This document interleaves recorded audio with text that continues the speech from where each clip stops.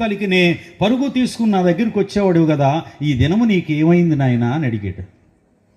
2వ అధ్యాయంలో చూస్తే అతనికి సాటూరించెను, సర్పములాలించెను, వేషభాషలాడి నన్ను పూరించెను, సర్పములాలించెను, ఆశగా మోసపోతిని, ఆశగా మోసపోతిని, దాసురాలనైతిని నాకు దారి చూపవా, దాసురాలనైతిని నాకు దారి చూపవా, బ్రోవవే నన్నిల బ్రోవవే నన్ను మన్నించవే.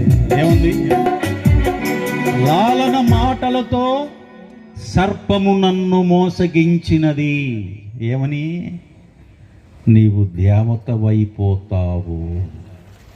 ఇప్పుడు దేవత అయిపోయిందా?